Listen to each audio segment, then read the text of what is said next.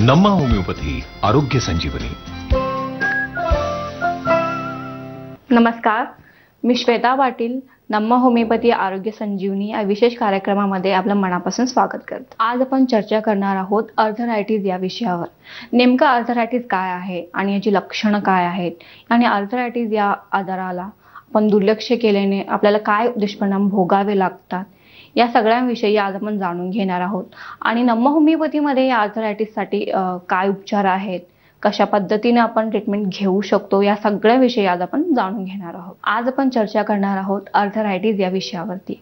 खरं तर आर्थरायटिस आहे काय आणि या आजाराची लक्षणं काय आहेत आणि आर्थरायटिसवरती दुर्लक्ष केल्याने आपल्याला काय दुष्परिणाम भोगावे लागतात आणि नम्मा होमिओपॅथीमध्ये आर्थरायटिससाठी काय उपचार केले जातात आणि या विषयावरती आपल्याला मार्गदर्शन देण्यासाठी आज आपल्या स्टुडिओमध्ये उपलब्ध आहेत डॉक्टर संतोष इनामदार. नमस्कार डॉक्टर. तर डॉक्टर, आर्थरायटिस म्हणजे संधिवात याचा अर्थ नेमकं काय आहे? कारण आजकालच्या रुग्णामध्ये हा जास्त प्रमाणामध्ये पाहिला जातो. तर याबद्दल आम्हाला थोडक्यात माहिती सांगा. साधारणतः कसं आहे की संधिवात ह्या आजाराबद्दल मी थोडीशी माहिती देऊ इच्छितो. कसं की आपल्या सांध्यांमध्ये एक साधारण प्रकारच्या वेदना चालू झाल्या. ते वेदनांकडे वेळीत लक्ष देणं फार गरजेचं असतं. कारण ह्या वेदना जे असतात ते हळूहळू वाढून ते गंभीर स्वरूप धारण करू शकतात. मग ते गंभीर स्वरूप धारण केलं की मग त्याच्यातून तुम्हाला आर्थरायटिस नावाचा आजार हा होऊ शकतो. जनरली कसं असतं की हा आर्थरायटिस किंवा हा संधिवात हा आजार जो आहे तो स्त्रियांमध्ये, पुरुषांमध्ये हा कॉमनली दिसून येणारा आजार आहे.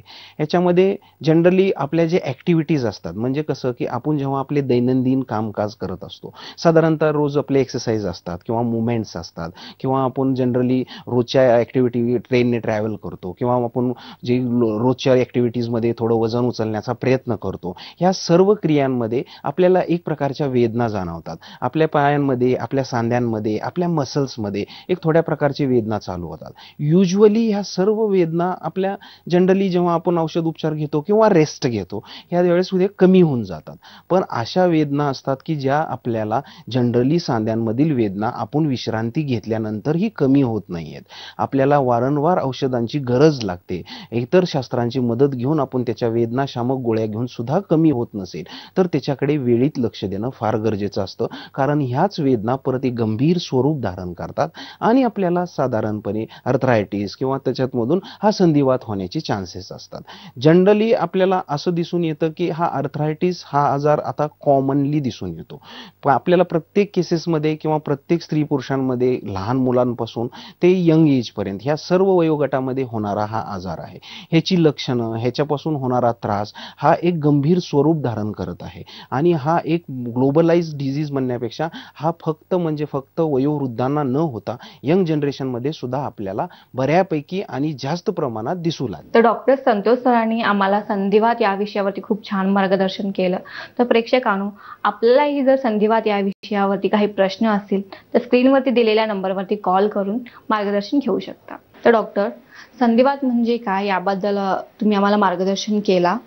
तर नेमकं संधिवातामध्ये किती प्रकार आहेत आणि रुग्णांना कसं कळून येईल की संधिवात नेमका आहे काय आणि याची लक्षणं काय असू शकतील याबद्दल आम्हाला थोडक्यात मार्गदर्शन करा. आधी प्रथम दर्शनी आपल्याला सांध्यांमधील जे काय संधिवाताची काय लक्षणं असतात हे कळणं आपल्याला प्रथम दर्शनी आपल्याला गरजेचं आहे. प्रथम दर्शनी आपल्याला असं दिसतं की कुठलाही संधिवात असला तर त्या संधिवातामध्ये आपल्याला गुडघ्यामध्ये किंवा हाडांमधील वेदना होणं हा एक प्रमुख लक्षण आहे. त्या वेदनांबरोबर तुमच्या सांध्यांना सूज येणं, सांध्यांमध्ये कडकड असा आवाज येणं, सांध्यांमधील जी मुवमेंट्स असतात ते मुवमेंट्स हळूहळू रिस्ट्रिक्टेड होणं, सांध्यांमध्ये उठताना, बसताना, चालताना आपल्याला थोड्याशा वेदना चालू करणं, परत त्याच्यामध्ये सूज आल्या कारणास्तव त्याच्यामधून आपण त्याच्याकडे थोडं दुर्लक्ष करणं किंवा मग त्या सांध्यांमधून आपण जेव्हा थोड्या वेळ मुवमेंट्स करत असतो, अर्ली मॉर्निंगच्या मुवमेंट्स असतात त्यावेळेस त्याच्यातून पेन्स चालू होणं, ह्या सर्व गोष्टींमध्ये आपल्याला सांध्यांमधील ही संधिवाताची लक्षणं आहेत हे असं समजून पुढे जाणं आपल्याला गरजेचं असतं. आता या सगळ्या कंडिशन्समध्ये आपल्याला असं दिसून येतं की ह्याची कारणं बघण्यापेक्षा आपल्याला आधी प्रथमदर्शनीय आपल्याला कुठल्या प्रकारचा संधिवात आहे किंवा संधिवाताचे प्रकार किती किंवा संधिवातामध्ये आपल्याला किती प्रकार आढळून येतात हे पाहणं फार गरजेचं असतं. आता साधारणतः आम्ही जेव्हा जी ट्रीटमेंट देतो किंवा आपल्याला जी मेडिकली जे कंडिशन्स आहेत त्याच्यामध्ये आम्ही प्रामुख्यानं 3 कारणं असतात किंवा 3 टाईप्स असतात ह्याच्यामध्ये. त्याच्यातला पहिला आणि फॉरमोस्ट असतो त्याला म्हणतो आम्ही ऑस्टिओआर्थरायटिस, म्हणजे ह्याला संधिवात असं संबोधतो आम्ही. दुसरा असतो तो म्हणतो रुमॅटॉइड आर्थरायटिस, म्हणजे आमवात. ह्या आमवात हा तुमच्या रोगप्रतिकारशक्तीशी रिलेटेड असतो. आणि तिसरा आणि फार महत्वाचा घटक असतो त्याला म्हणतो आम्ही गौटी आर्थरायटिस, जो तुमच्या युरिक ऍसिड लेवलशी संदर्भात असतो. म्हणजे हे 3 प्रमुख आहेत. पण याच्याबरोबर तुम्हाला व्हायरल आर्थरायटिस, जो आता नवीन पद्धतीनं किंवा नवीन जीवनशैलीमध्ये जे आपल्या डे टू डे ऍक्टिव्हिटीजमध्ये आढळतो, तो म्हणजे व्हायरल आर्थरायटिस, जो येतो आणि जातो, तात्पुरता बरा होतो. ह्या अशा कंडिशन्सवर अवलंबून असणारा हा व्हायरल आर्थरायटिस आहे. काही कंडिशन्समध्ये, काही लोकांमध्ये जे डिझीज कंडिशन ज्या क्रोनिक असतात, म्हणजे सोरायटिक आर्थरायटिस, हे जे आपले स्किनचे आजार असतात, हे थोडेसे जास्त प्रमाणात आढळून आल्यामुळे त्याचं रूपांतर अगदी कॉम्प्लिकेटेड स्टेजमध्ये गेल्यामुळे त्याच्यामुळे आपल्याला सोरायटिक आर्थरायटिस सुद्धा दिसू शकतो. मग त्याच्यामध्ये चिकनगुनिया आहे, हे जे सारखे जे आजार असतात, हे सुद्धा एक प्रकारच्या आर्थरायटिसमध्ये किंवा आर्थरायटिसच्या लक्षणांची सुरुवात समजून आपण हे टाइप्स बघतो. तर डॉक्टर, आपल्याला इथे थोडं थांबावं लागणार, कारण आपल्या एका प्रेक्षकाने आम्हाला कॉल केलेला आहे. तर नमस्कार, बोला, आपण कुठून बोलताय? नमस्कार, मी अंधेरीवरून बोलतोय. ओमकार. ओंकार बोला. नमस्कार. हा, नमस्ते, बोला. 6 महिन्यापासून जे पायात सांधा वगैरे सुचतोय आणि नॉर्मली आपलं मला जॉईंटचं पेन होतंय. Okay okay. हा कधी 6 महिन्यापासून होतोय ओंकार? हो सर, 6 महिन्यापासून सर कंटिन्यू होत आहे. बरं, आजपर्यंत काय औषध उपचार केलेत त्याला? नाही सर, अजून आता फक्त 6 महिन्यापासून होत आहे, पण काही नाही केलं अजून.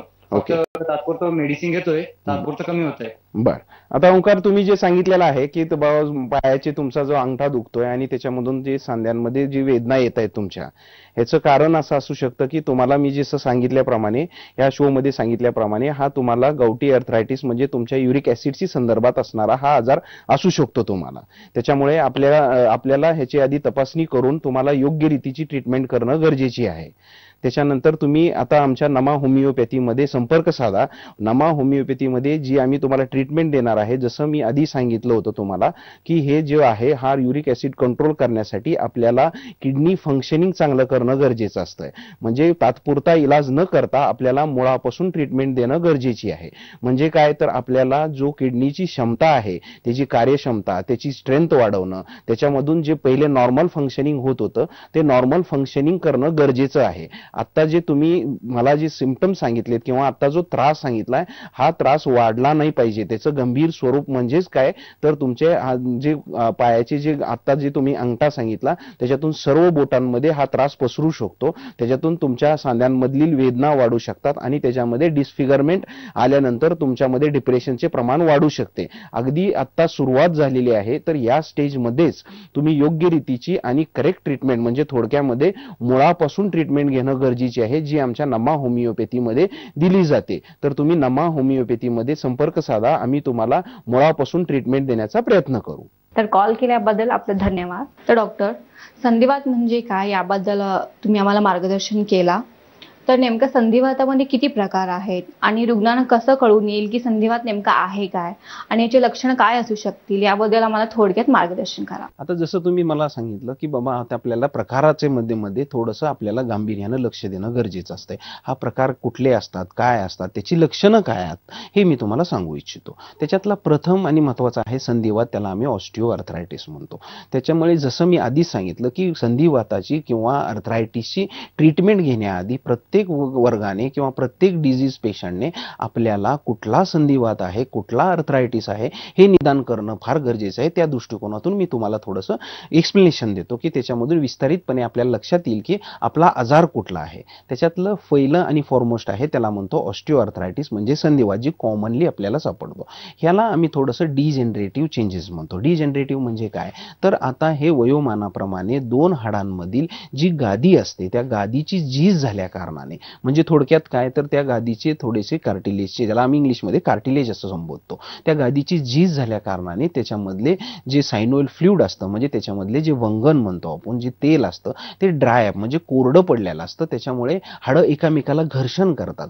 ते घर्षण झाल्या कारणास्तव त्याच्यामध्ये नसा दबल्या जातात. त्या दबलेल्या नसांमधून आपल्याला वेदना चालू होतात. त्या दबलेल्या नसांमधून आपल्याला सूज येण्यास चालू होते. त्या दबलेल्या नसांमधून तुमचे मुवमेंट्स रिस्ट्रिक्टेड होतात आणि तुम्हाला डिस्फिगरमेंट म्हणजे सांध्याचा आकार वकार बदलायला चालू होतो.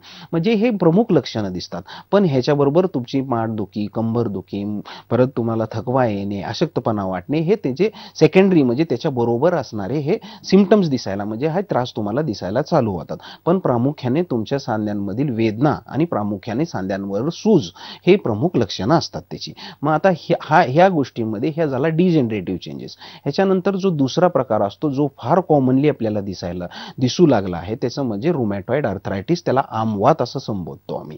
तो आमवात म्हणजे काय असतो तर तो आमवात हा आपला ऑटो इम्युन डिझीज म्हणजे रोग प्रतिकार शक्तीशी संबंधित असणारा हा आजार आहे. आपला रोग प्रतिकार शक्तीशी संबंधित असणारा हा आर्थरायटिस कोणता तर हा जनरली आपल्याला जे दिसून येतो रोजच्या डे टू डे ऍक्टिव्हिटीजमुळे, म्हणजे जेणेकरून आपल्या सांध्यांमध्ये इन्फेक्शन होणं, आपल्या सांध्यांमध्ये इन्फेक्शन झाल्यानंतर तो सांधा लाल होणं, त्या सांध्यांमधील मुवमेंट्स कमी होणं, त्या सांध्यांमध्ये सूज आल्यानंतर अगदी त्याला स्पर्श जरी केला तरी तो फार वेदनादायक होणं, हे अशा प्रकारचे सिम्पटम्स तुम्हाला दिसायला चालू होतात.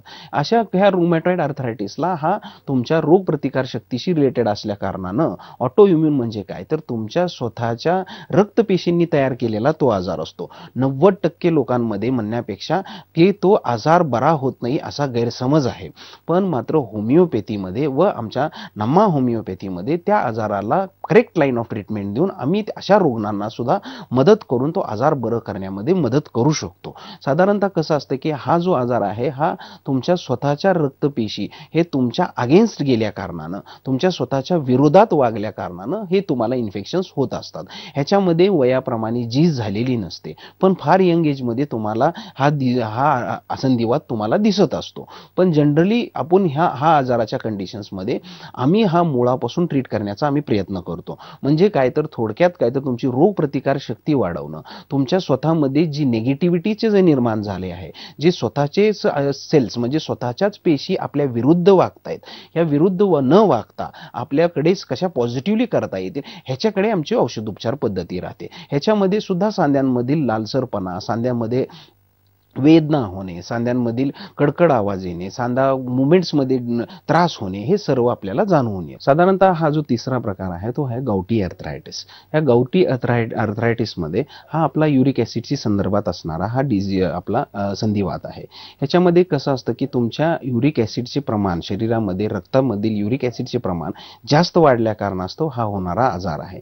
ह्याच्यामध्ये कसं असतं की जनरली जेव्हा युरिक ॲसिडचे प्रमाण रक्तामधील वाढलेलं असतं त्यावेळेस ते एक्सक्रीट करणं हे किडनी थ्रू होत असतं. हे जनरली नॉर्मल क्रिये थ्रू घडत असतं. पण नॉर्मली हे क्रिया घडत नाहीये. म्हणजे काय होतं तर तुमचे जे युरिक ॲसिडचं प्रमाण असतं ते रक्तामधील वाढल्या कारणास्तव ते आपल्या स्मॉल जॉईंट्समध्ये म्हणजे थोडक्यात की पायांच्या बोटांमध्ये, तुमच्या दोन्ही अंगठ्यांवर, छोट्या छोट्या जॉईंट्सवर म्हणजे हाताच्या बोटांमध्ये इथे सगळीकडे युरॅनेट क्रिस्टल्स म्हणून जमा होतं. जेव्हा हे युरॅनेट क्रिस्टल्स म्हणून जमा होतं मग तिथे तुम्हाला वेदना होण्यास चालू होतात. वेदना होण्यास म्हणजे काय होतं तिथे तो लालसरपणा यायला चालू होतो, मुवमेंट्स रिस्ट्रिक्टेड होतात. तेव्हा तुम्हाला असे जी सूज असते ती सूज जास्त प्रमाणात व्हायला चालू होते. हाताची बोटं, पायांची जी फिंगर्स असतात ते आपल्याला मुवमेंट्स करण्यामध्ये थोडासा त्रास व्हायला चालू होतो.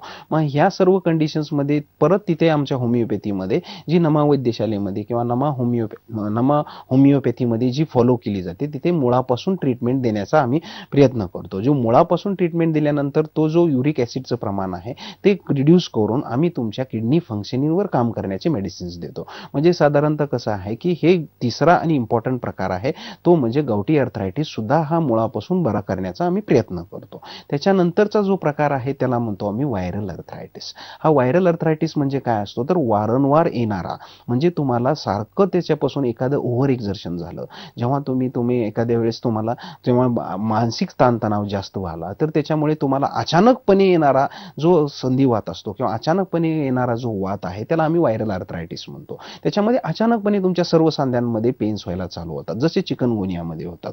ती अचानकपणे तुमचे सांधे एकदम स्टिफ बनून जातात आणि मुवमेंट्स व्हायला तुम्हाला त्रास होतो. मग अशा कंडिशन्समध्ये त्यावेळेस जो आर्थरायटिस असतो तो साधारण त्या गोळ्यामध्ये म्हणजे साधारण तुम्ही जे इतर औषध प्रणालीमध्ये ट्रीटमेंट घेऊन ते थांबून जातात, पण मात्र रिकरन्स सारखा येत राहतो. म्हणजे थोड्या कालावधीनंतर परत तो आजार रिपीट होतो. त्याच्यानंतर तो थोड्या वेळासाठी थांबतो, परत त्याच्यानंतर रिपीट होतो, म्हणजे त्याचा रिकरन्स सारखा वारंवार येत राहतो. मग असा हा रिकरन्स न होता आम्ही त्याला मुळापासून ट्रीटमेंट देतो. हा प्रकार आहे, त्याला म्हणतो आम्ही व्हायरल आर्थरायटिस.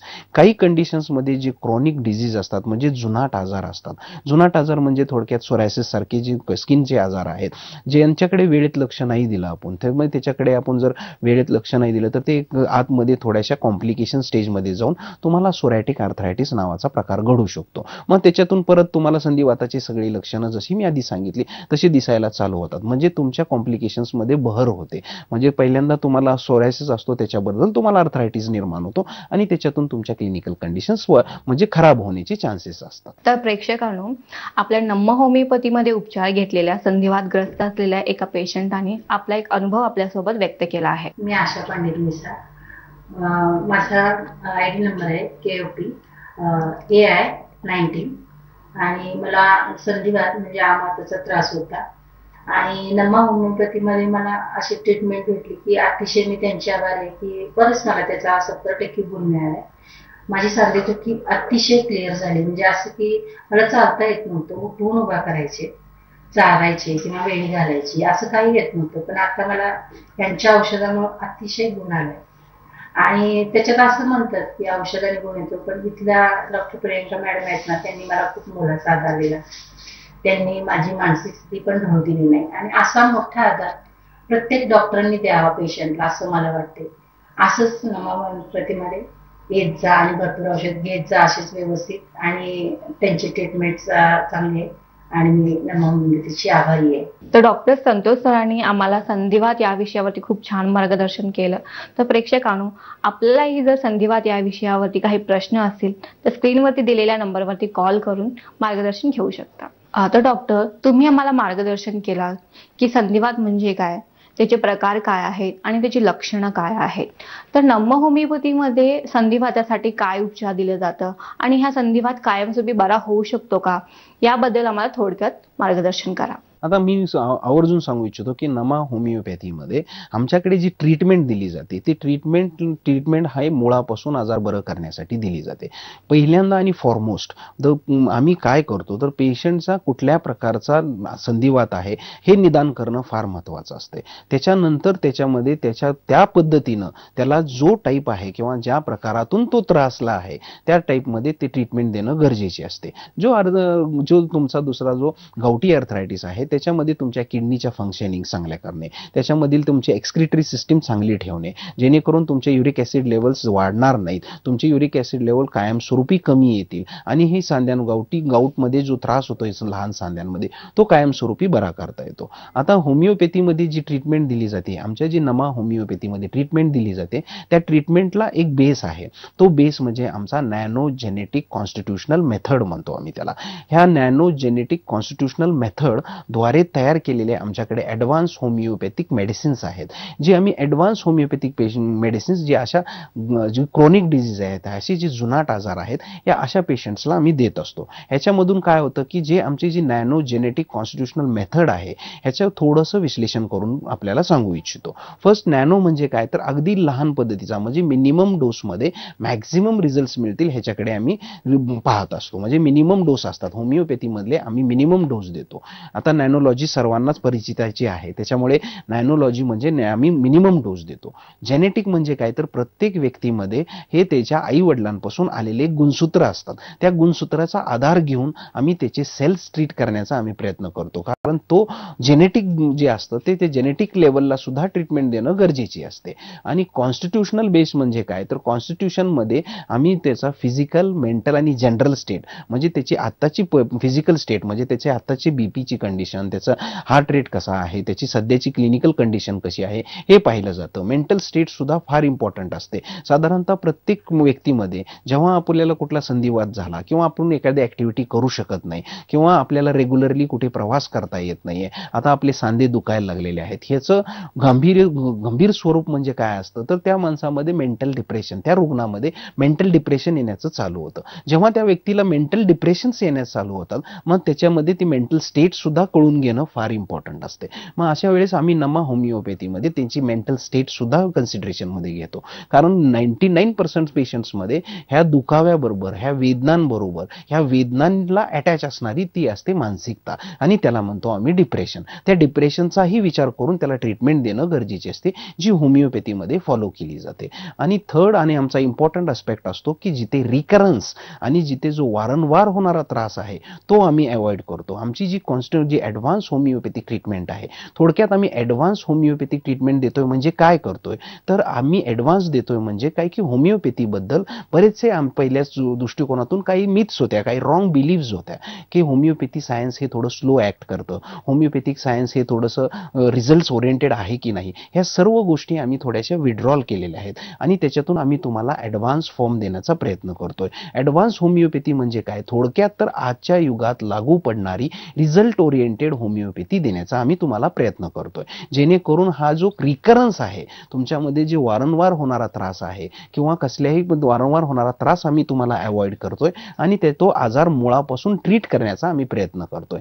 या आमच्या औषध प्रणालीमध्ये जी आमची औषध प्रणाली वापरली जाते, जी ॲडव्हान्स होमिओपॅथी दिली जाते, ते अगदी निसर्गाच्या झाडांपासून, पानांपासून, फुलांपासून बनवलेली औषधं असतात, ज्याचे साईड इफेक्ट्स किंवा इल इफेक्ट्स अशा प्रकार नसतो. तुमच्या इतर औषध प्रणालीबरोबर सुद्धा तुम्ही घेऊ शकता.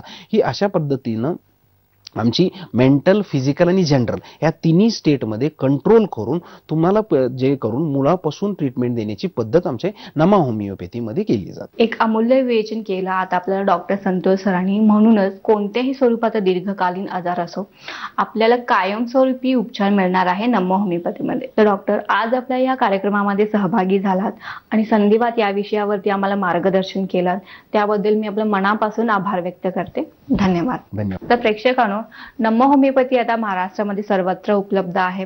जसं की नाशिक, औरंगाबाद, ठाणे, दादर, पुणे, कोल्हापूर, सोलापूर, नांदेड आणि नागपूरमध्ये सुद्धा ही उपलब्ध आहे. तर तुम्ही सुद्धा कुठल्याही आजाराने ग्रस्त आहात तर आपल्या जवळपासच्या शाखांना भेट देऊन उपचार घेऊ शकता. नमा होमिओपॅथी आरोग्य संजीवनी.